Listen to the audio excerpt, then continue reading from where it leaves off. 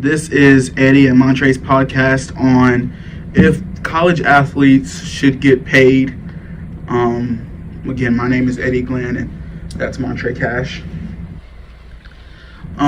Basically, what I feel on it is that I'll just make my first statement. I think players should get paid. What do you think? I also agree players should get paid to play college sports. We will go deeper into depth later about why we think this, but the big thing is I do think college athletes should be paid.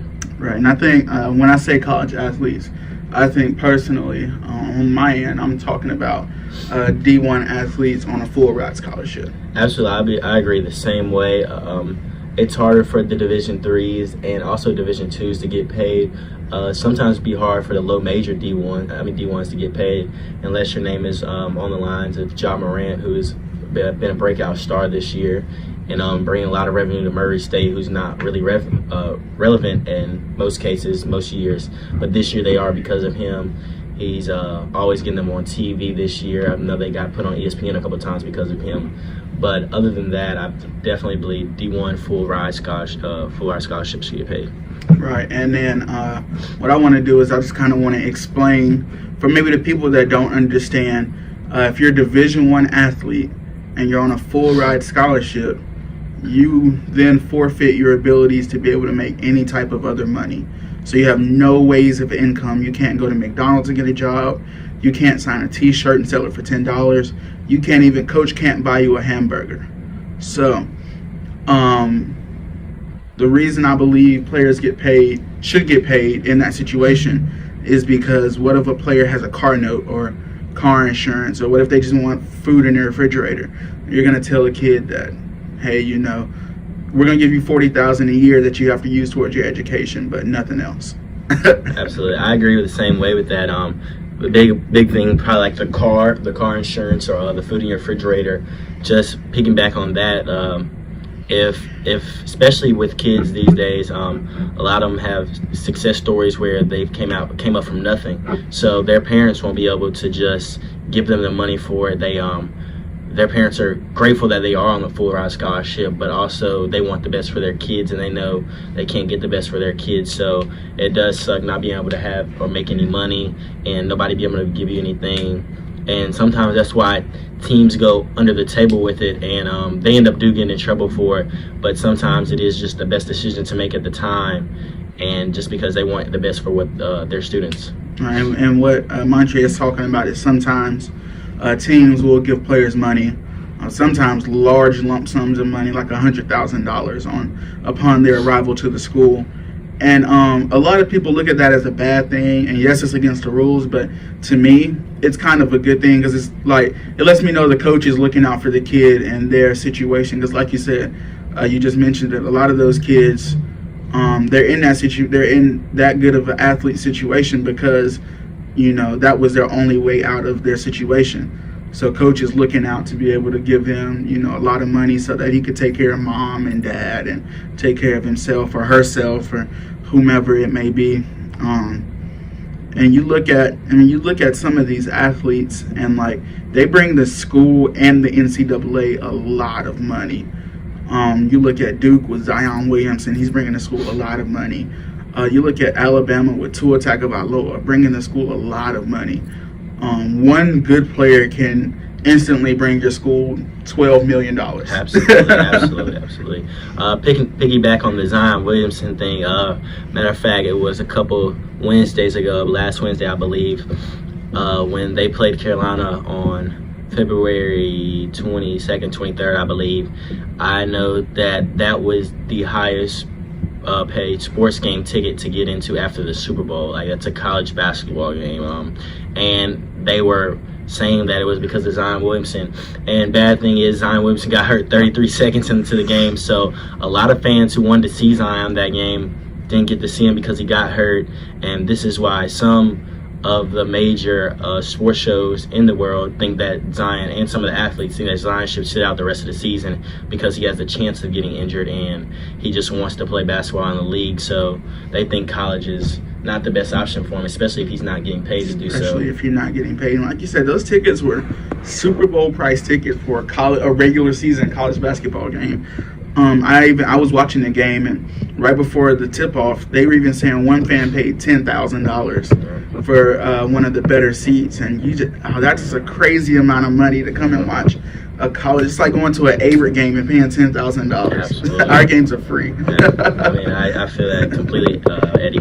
And also another one on that was, I know there was a family that flew all the way from Washington to say they wanted to see Zion play and just to go through the atmosphere with their family. 4 tickets, mom, dad, 2 kids, and they flew all the way. And sad thing is, like I said again, they couldn't see Zion. We wish the best of luck for Zion in his return. He still not returned from injury, but just to take the risk of not getting paid to play basketball when he's bringing in all this revenue. And another piggyback on a Duke game this year, they played in Madison Square Garden earlier this year, and a courtside ticket for the Duke versus Texas Tech game, which Texas Tech is nationally ranked, but they're not no premier team this year.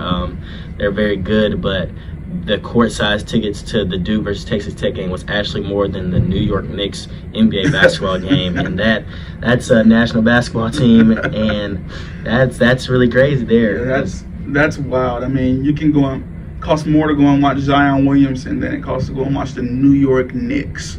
Absolutely. That's crazy. One of the most expensive NBA franchises in the league right now, and that's crazy. So yeah, I definitely think going back to our first statements, I can see why people would say college athletes shouldn't get paid because they're getting a free education. But at the same time, those kids are having to put in just as hard as work as every student on campus by going to class, but also having to live up to the hype and live up to the build-up of their name and what they drew in high school, and live up to their